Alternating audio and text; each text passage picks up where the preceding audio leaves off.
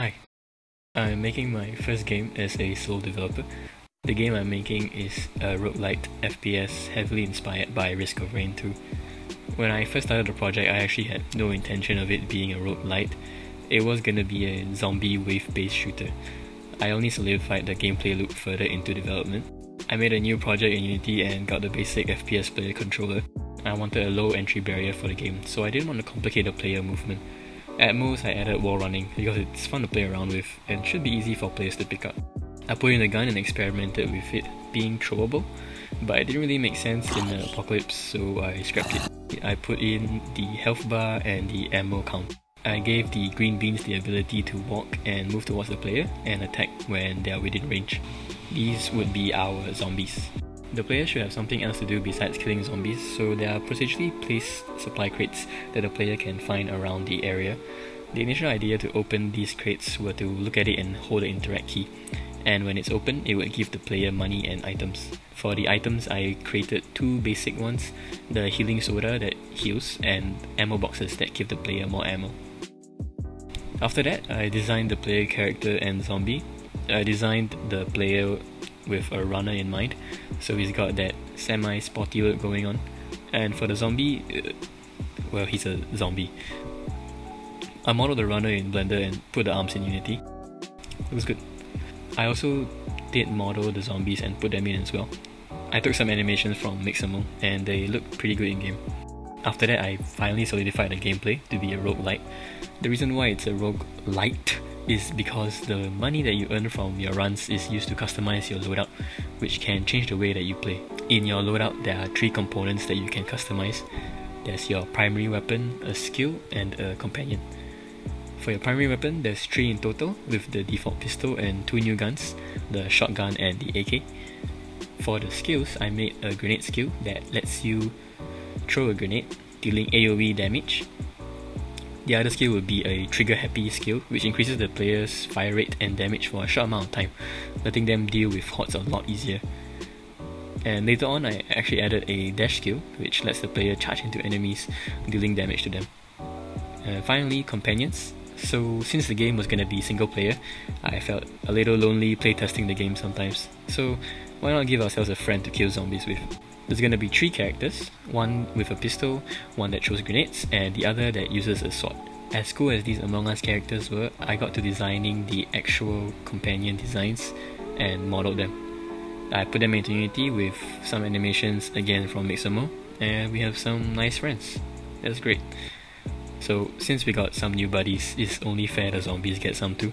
I worked on 2 variations of the zombies. One is just a stronger and smellier zombie that runs faster and deals more damage. Also, it explodes when it dies. The other zombie would be range based, vomiting its projectile guts at you. For now, they are differentiated by solid colours, but I'll work on designing them in the future. With these different enemy types, it should vary the approach that players take to fight the zombies, hopefully keeping the gameplay from being too stale. Since I was going to make a roguelite, I had to overhaul how the crates worked. It wouldn't be fun for the player to have to stop shooting just to open the crates. It's been changed so that the player can stand around the crate and it will automatically start opening. I added a visual ring to when the player enters the area to let them know just how much they can walk around to get the crate progress going. So by doing this, it should keep the players engaged and moving while still completing the tasks. I added more items to help the player through their runs. I made 4 in total: the sniper scope, reinforced bullets, health pills, and the gun magazines. The current HUD was looking pretty bad, so I did a UI overhaul. I used Figma to create a mock-up for the design. I took a lot of references from other FPS games, then I transferred the design to the game. I also added some damage pop-up indicators to let the player know how much damage they're doing.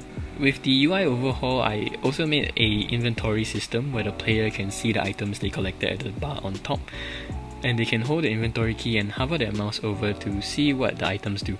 It's basically just a watered down version of Risk of Rain's inventory. I also changed the main menu a bit to integrate Cinemachine's virtual cameras. I was always a big fan of dynamic menus, so I put that in this game too. The planned gameplay loop was for the player to enter the area, collect supply crates, fight a boss, and return to their truck to move on. So I had to convey this information to the player. I set a trigger around the truck, and when the player enters within that area, a small pop-up would tell them what they need to do. They can interact with the trunk if they meet the conditions to move on, but that's only after they kill the boss. And actually, speaking of the boss, I had to test the gameplay loop, so I had to make the first boss. With the time that I had, I only made a giant menacing beam that follows you around the area instead. Then I ran into an issue. So the trigger happy skill combined with the shotgun was actually able to one-shot the boss because it was just too powerful. So I had to nerf both of them, and it was a little better, but it was still pretty easy to shred the boss's health. I gave the boss a defense stat, which basically allowed it to negate some damage that the player was dealing. And then I thought it would be cool for the player to also have the defense stat, and out of nowhere, I thought it would be cool to have a critical attack chance, where the player has a small chance of doing more damage. So I took a few days to implement that as well, and also created 3 new items. Tactical vest, fingerless gloves, and the critical goggles. So now there's 7 items in total. But yeah, that's what I have after a few months of work. It still has a lot of work to be done, and it's nowhere near finished. But if you think the game looks interesting, leave a like and maybe subscribe, as I'll be putting out more updates on the game. Leave a comment on what you think about it. I plan for this to be a fairly small game with 3 areas and 1 boss each. The MVP would be having these fully developed, functional and polished. But that's it, so see you in the next one. Bye.